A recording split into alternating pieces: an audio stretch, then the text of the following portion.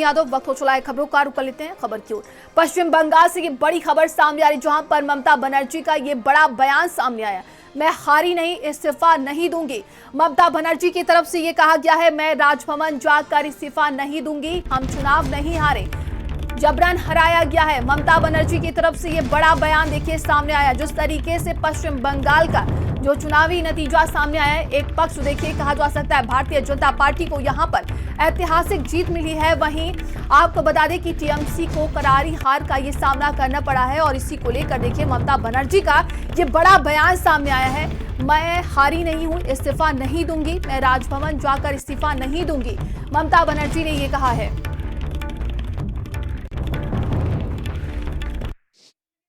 আমাদের প্রথম কথা হচ্ছে আমরা কিন্তু হারিনি। আমাদের 100 সিট জোর করে লুট করা হয়েছে এবং আমি সরি টু সে দিল্লি থেকে কায়দা করে প্রেসকে ফার্স্ট রাউন্ড কাউন্টিং হওয়ার সাথে সাথে রটিয়ে দিয়েছে।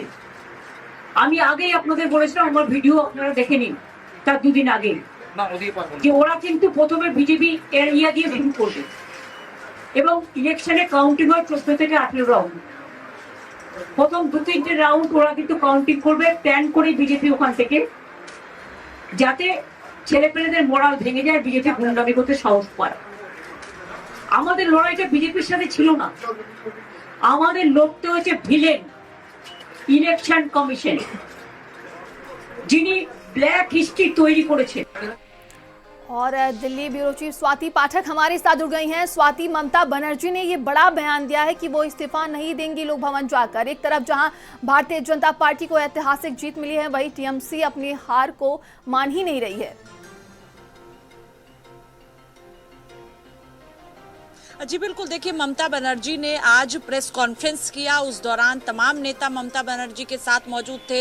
ममता बनर्जी की ओर से कहा गया कि नैतिक रूप से हमारी जीत हुई है। आप देखिए पश्चिम बंगाल में भारतीय जनता पार्टी ने 200 के आंकड़े को पार किया है और पहली बार सरकार बनाने जा रही है बीजेपी। लेकिन दूसरी तरफ जब नतीजे सामने आ गए, उसके बाद ममता बनर्जी आज मीडिया के सामने आई है और उन्होंने कहा कि वो इस्तीफा नहीं देंगे क्योंकि नैतिक रूप से उनकी जीत हुई है और जोर जबरदस्ती जो है उन्हें हराया गया है। लेकिन तृणमूल कांग्रेस चुनाव नहीं हारी है, वो इस्तीफा नहीं देंगी।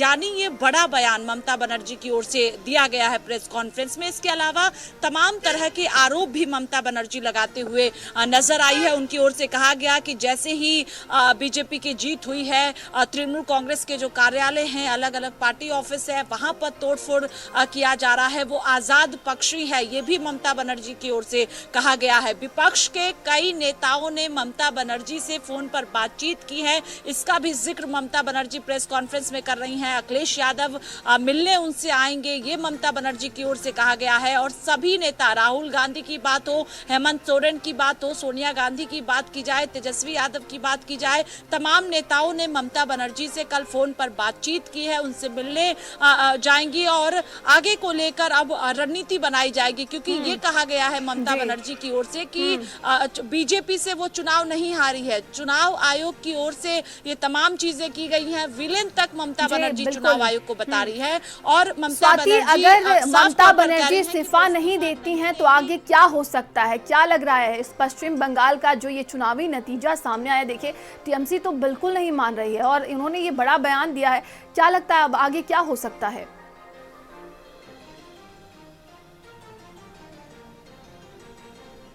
देखिए शुरू से ही अगर आप ममता बनर्जी को देख रही हैं तो आप समझेंगे कि ममता बनर्जी संघर्ष करते हुए 2011 में तृणमूल कांग्रेस की सरकार बनी पश्चिम बंगाल में और मुखर होकर अपनी बात को वो शुरू से रखती आई है। तो ऐसे में ममता बनर्जी अभी भी जब तृणमूल कांग्रेस की हार हुई है और उसके बाद भी अड़ी हुई है वो कि वो इस्तीफा नहीं देंगी। लेकिन ये समझना होगा कि जीत हुई है पश्चिम बंगाल में भारतीय जनता पार्टी की और एक तरफा जीत हुई है, 200 के आंकड़े को भी बीजेपी पार कर चुकी है। तो ऐसे में सरकार बनना भारतीय जनता पार्टी का तय है। पर्यवेक्षक की नियुक्ति भी हो गई है, आपने देखा है, और 9 तारीख को शपथ ग्रहण समारोह होना है वहां पर। लेकिन दूसरी तरफ ममता बनर्जी जरूर अड़ी हुई नजर आ रही हैं, आगे को लेकर वो अपनी बातचीत करेंगी, तैयारी करेंगी। लेकिन भारतीय जनता पार्टी की जीत हुई है और बहुमत बीजेपी के पास है, तो ऐसे में सरकार बीजेपी वहां पर बनाएगी। लेकिन अभी ममता बनर्जी साफ तौर पर ये कहती हुई नजर आ रही है है कि वो लोक भवन नहीं जाएंगी,